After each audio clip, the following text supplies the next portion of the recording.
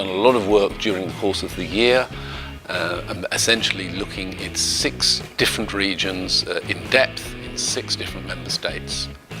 One of which is here in Italy. We've also been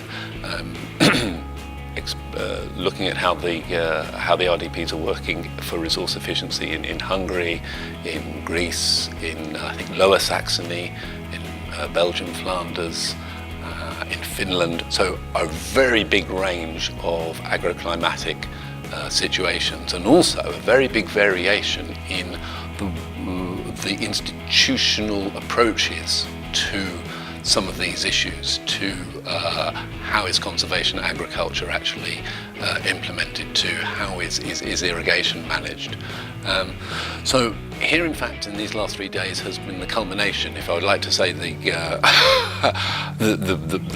main bringing together of all of this work.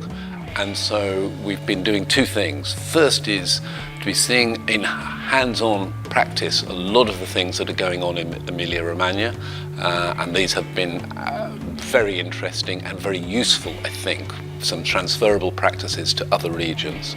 And the second is translating these factors of success and different ways of operating in different member states into evidence-based recommendations that the ENRD can make, and those recommendations that can be taken up, or we can encourage to be taken up, both at the European level and in individual member states and regions at the more local and specific level.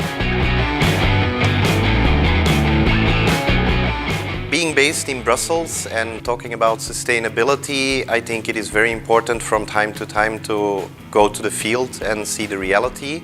I'm now part of a working group, which is a thematic working group, which is looking into rural development.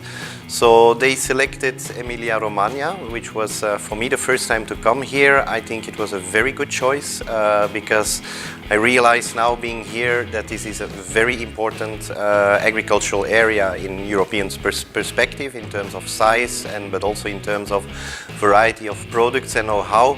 But also very impressed about the number of activities which are going on in the field here, finding ways to keep the very high value of all these products and the quality, but at the same time producing more environmentally friendly. So choice as a kind of study area and a place to convene this meeting was very useful. Second very useful thing now was that we were having this meeting with a mix of traditional lectures, workshops, but also a field trip.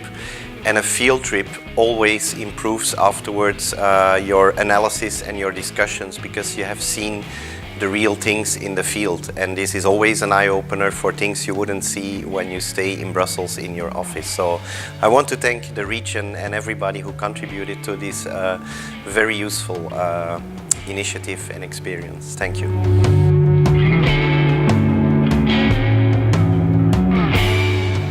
These days were very instructive for me. We had a great day yesterday visiting in the field a farm which is doing conservational agriculture, and I think it was very interesting to see the difference between conventional agriculture and this kind of conservation agriculture.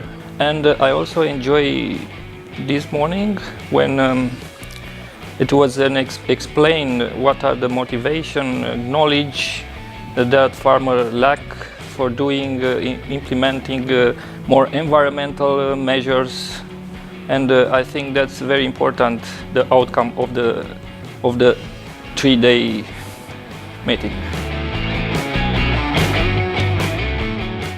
A lot of new thoughts to my mind and good, interesting discussions and beautiful landscape and good food and good wine. I could talk much more about what I have seen. That was the summary. Yeah, for me personally, what was some kind of really new thing for me was I knew, of course, that there's a lot of irrigation in Southern Europe, but when I saw yesterday in one PowerPoint, there was a presentation, there was a map of the irrigation in this region, and I thought, oh wow, that was much wider than I had thought. I come from Finland, and we have a lot of drainage networks because we have too much water, so I wish we could send some of our water to you, so it would be helpful for both of us.